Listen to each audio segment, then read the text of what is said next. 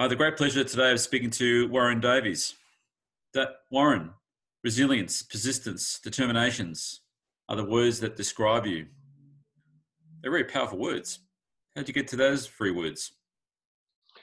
I come to those three words in the process of unpacking my journey and trying to work out what the value of what I was wanting to share and the value of my story and how that was going to, come across to people. And in that process, those three words kept coming over and over. Yeah. As a dairy farmer for most of my life, resilience, persistence, and determination played a big role in what I was about as a dairy farmer. Getting knocked around a little bit, picking yourself up, dusting yourself off, and moving forward. And then further on down the track of my mental health journey, they also resonated with me. So those three words kept popping up repeatedly. So that's how we come with those. Yeah, we definitely just reading your story and just listening to you speak previously is like the 16 years as a farmer, defining years for you, having to get off the farm for a variety of reasons. Really in a way tested a lot of that resilience, persistence, and determination, didn't it? Yeah, and it tested me to the core, really, of especially at my lowest point of how to bounce back and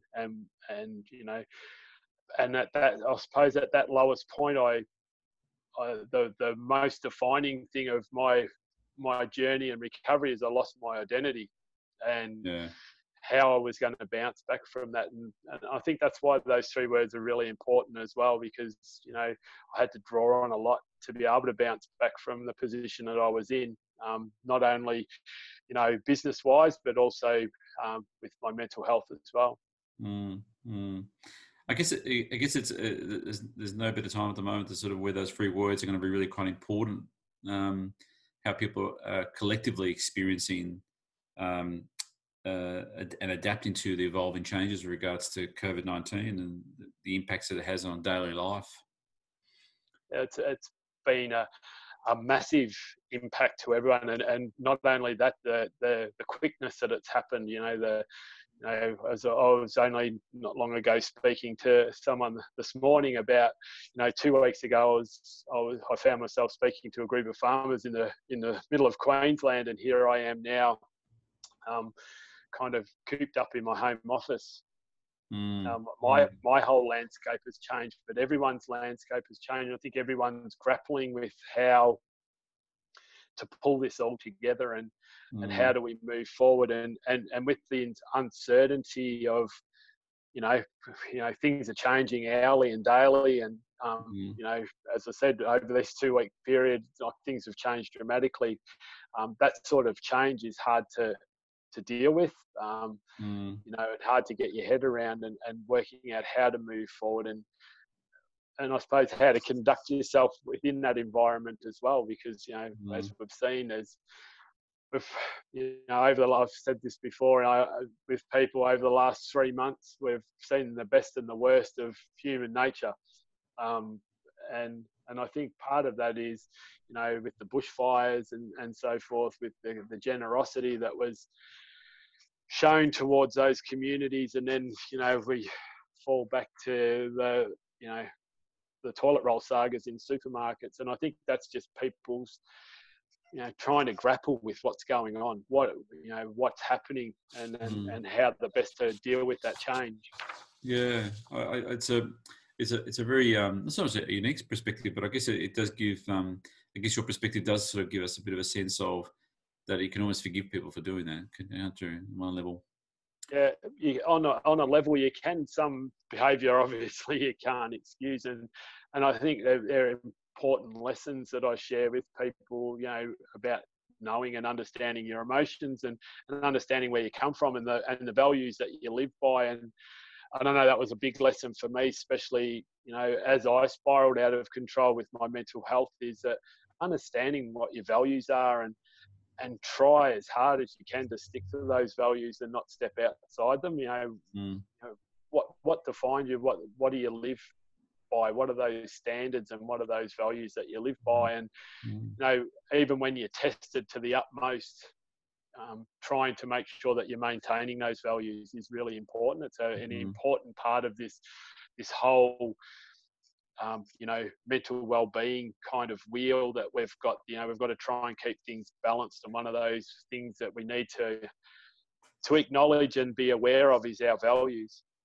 Yeah. So what values for you are the most significant in that really sort of for you sort of kept you connected, or made you sort of work through the sort of the issues that you were grappling with? What were the sort of the 2 or 3 values that really sort of for you sort of were important? As I said, like I did drop away from some of my values, and one of the things that I value highly, and it's a value, family is my number one value. It's above anything else, and it's one of the things that pulled me through my darkest times is my family.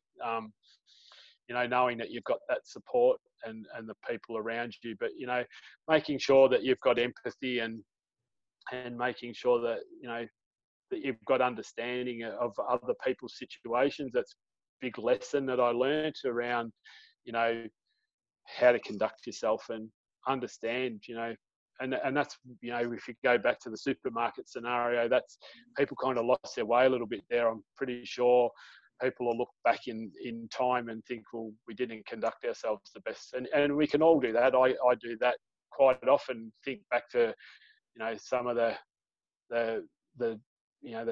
darkest days of my journey, and know that I could have done better and could have conducted myself better. And I think it's just as we move through this, this is a unique situation where it's affecting everybody. Yeah, it's not like the bushfires where it's affecting communities, or like the drought where it's just affecting communities or areas or parts of states. This is affecting everyone across the board, across the world.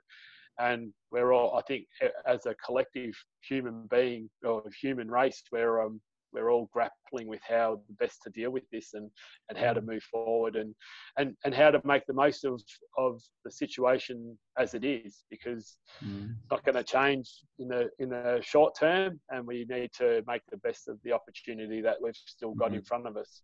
So is that how you make sense of it? Is that how you make sort of create meaning around it? Is it like, tell me a little bit about how you talk to yourself about it. How I talk to myself about the current situation? Is that what you're wanting? Yeah. I mean, how do you make sense of it? Yeah. Some days I don't. I think the thing that is helping me at the moment is understanding my emotions, especially as a bloke. It's something that I talk a lot about in my presentations when I'm out in a community. It's understanding your emotions, and I understand that 2 days ago I had a real sense of calm. And that was okay. I understood where that was coming from. And then yesterday I had yesterday afternoon, a fair sense of anger. But that's that roller coaster ride that we're all on, and we've got to understand our emotions and know how to deal with them and recognize them and know that if you're finding yourself, in those states, like my anger, my remedy was, and that's my go-to remedy for lots of things was to go for a walk, just to break that pattern. And because it's all normal, and I explained this to my wife, that it's all normal for us to be feeling a whole range of emotions at the moment, lots of ups and downs of feeling anger and frustrated and disillusioned and not knowing what's next, and fear, and all these things are all playing a part in our life at the moment, and worry, and just that uncertainty is creating all this, and not knowing when it's going to finish, and where that's going to be, and where we're going to be when it has finished.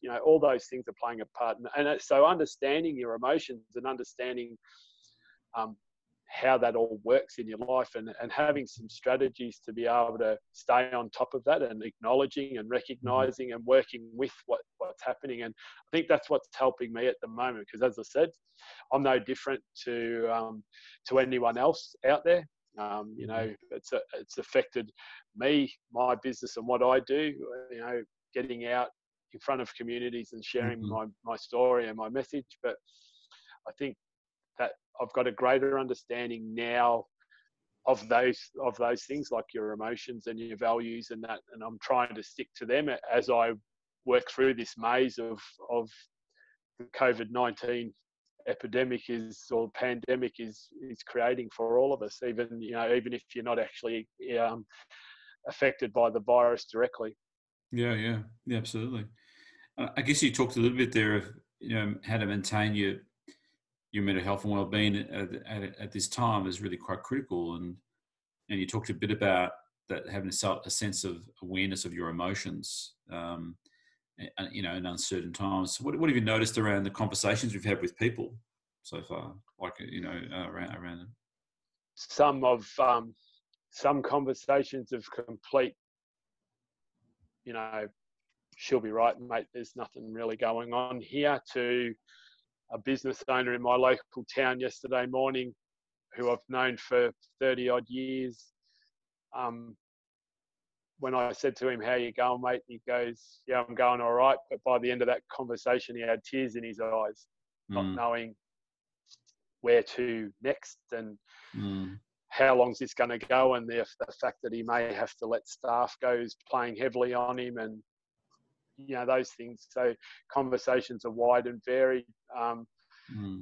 Conversations with some farming friends that I've got, at this stage, it's not really affecting them as much as what that is in the towns, but still, most of those guys were already isolated by whether, feeling isolated, or whether through drought or through bushfire anyway. So this is just like a third whammy on top of that, that they feel isolated. A few of those guys have reached out to me because, they've had people coming to their communities from outside that are giving a little bit of relief and to that situation, but now that's all stopped. So, they're feeling a little bit isolated again. I really feel for, especially in those bushfire communities where I've been working, and particularly in the Upper Murray, I really feel for the kids of those communities at the moment, because,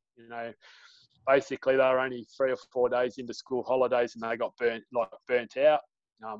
Whether they were directly impacted by the fires or not, evacuations and all that sort of thing. And then for the rest of the Christmas school holidays, they were locked away because of the smoke. So they didn't have those school holidays, and then they've gone to school, kind of got back to some normality, and then they've got these school holidays where once again they're isolated from their friends. And I know I'm feeling that. I've got a 15-year-old daughter, and she's feeling that at the moment, that why can't I just go and see my friends? And that connection is really, I think more than ever, it's really showed to me that connection is a real need of humans. Like, even if you are alone, still some sort of connection is really important. It's really, I really think that's showing out at the moment. You see what's happening online with people, connecting all different ways. It's really important that we do stay connected. And for those kids, that's a big thing, where you just can't go and play like a normal kid. So I really feel for them, and really am concerned for those communities and their mental health and well-being.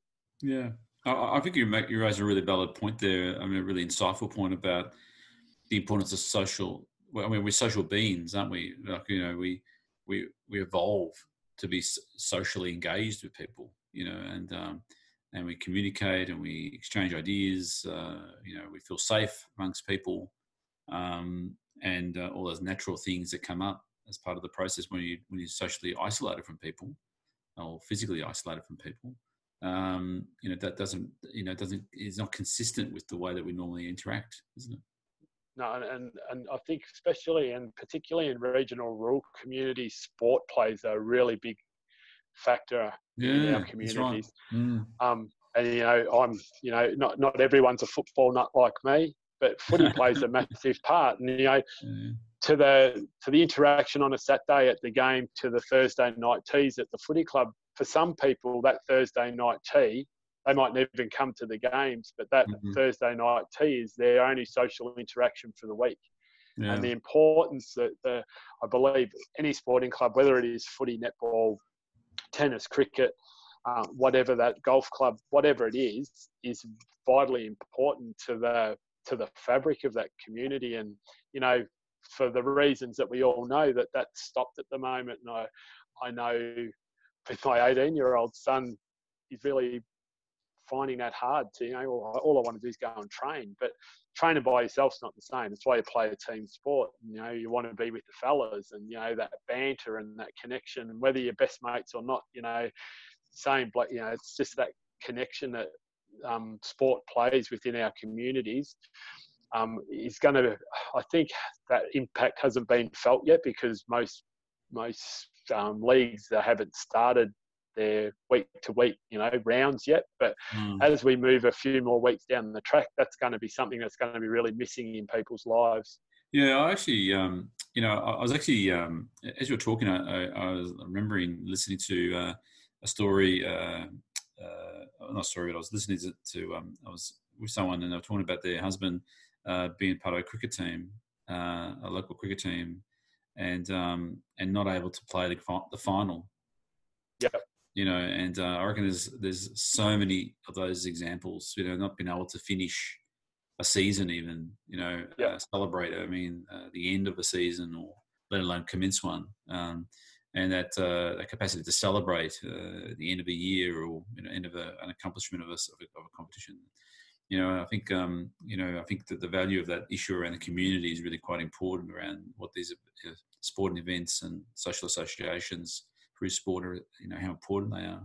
Yeah, I think that's one of the lessons that'll come from this whole thing, is the importance of some of the things that we just took for granted, like a simple game of footy.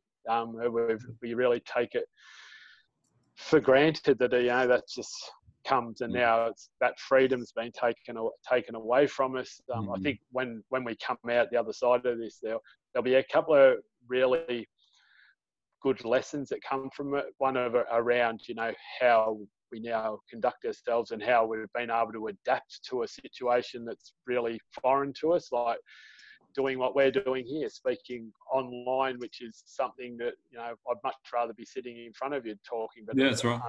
So that's one of the lessons. But the other lessons, I think, around really important thing, and it's an important part of our mental health and well-being, is our gratitude for the things that are in our life, and not take for granted what some of the things that we hold dearly are that have been taken away from us. So gratitude will play a big part moving forward, I think, in everyday life, or the more importance placed on being grateful for what we do have. I really like your phrases around the 3 lessons, you know, communication, connections, and seeking help, and the focus on the power of community and the importance of standing up as a leader in that community.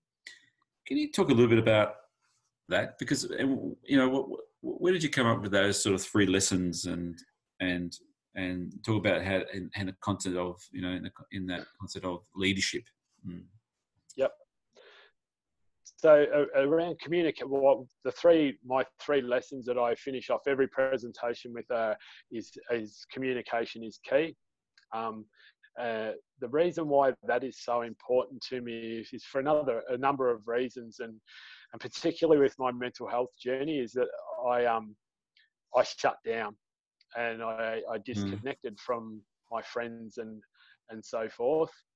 But I didn't communicate with them either, and for some of those people, it wasn't until I became a speaker that they realised that I had any challenges at all, because it wasn't something that I spoke about. And I think the reason, one of the really things that drives me around that communication part, and I suppose being a speaker, is communicating, is sharing my story, is giving other people the permission to share theirs and communicate how they're feeling, and know that it's okay to be not okay, and it's okay to share those stories, and you don't have to keep them inside. Communication is vitally important to me, because it was something that, you know, I didn't do really well especially back when I was struggling the most. I didn't communicate with my wife enough, and that's why it's my number one lesson. Around connection, which I just touched on a bit then, is like when I was at my lowest of lows, I disconnected from everything that I love doing. And one of the things that's really important to recognize and acknowledge is our happiness triggers and the things that make us happy, and know what they are, so we can keep doing more of them and not focus on the negative triggers as much. And so disconnecting from everything, being involved in school councils and footy clubs and coaching and all that stuff that I loved, I stopped doing and disconnected completely. And I really know the importance and the value of that now, and staying connected with the people around you, with your support network, with your family, and with your greater community. And the reason I bring community and connection together is because, there's power in community, and I didn't really recognize this until post, being on that, or being on that road to recovery, is that in there's power in community, and the power in that community is the wisdom in that community. And I always say this, like in any room or group that I speak to, is if I look across the room, there's all different ages in that room. Every single person is on a journey. Most of us know nothing about that journey, and everyone along the way has picked up or perceived what's around them in a different way, and picked different pieces of wisdom up as they've gone. And if we use that communication piece as well as that, and we share that wisdom that we've got, we might be able to create new solutions to problems that we're facing. And for me, why that was important is that now as a speaker, as I travel around Australia and share my story, without fail, if it's not one, it's two. If it's not, it's a handful of people will come up to me and say, that's my story. That sounds like exactly what's going on in my life, and that's my story. And I'm thinking, well, maybe back when I was at my lowest point, if I had shared more and communicated more, well, there might have been someone in my community that could have imparted a bit of wisdom to help point me in the right direction. So it's really important that we share that wisdom, and that's all tied up in that that leadership, because I believe I was told by my mentor that I had no right to not share my story. He told me I had no right to keep that to myself. I was going to help more people than I was not by sharing it. So it was I was compelled to do that from that day forward. And I believe each and every one of us have got that ability to stand up as that leader and either share their story or show some compassion or whatever. And if we wait for the so-called leaders, or who we perceive leaders around us to do it, well, we might be waiting a long time. It's up to each and every one of us to take on that leadership role. It's like a team sport, you always, as a footy coach, I used to always ramble on, you're all leaders out on the ground here. Don't wait for the captain to do something special. You're all leaders, so you all go and do it. And in the community, it's the same thing. Don't ever think that you're not a leader, and stand up and be that leader, because sometimes you'll be surprised that you might be a bigger leader in the community than you thought. It's really important that I've seen that in the drought communities, where a band of ladies in Texas, in Queensland, pulled together just a group of, I think there was 5 ladies. They decided to make a Facebook page, and they are making the biggest impact in their region just as a drought support.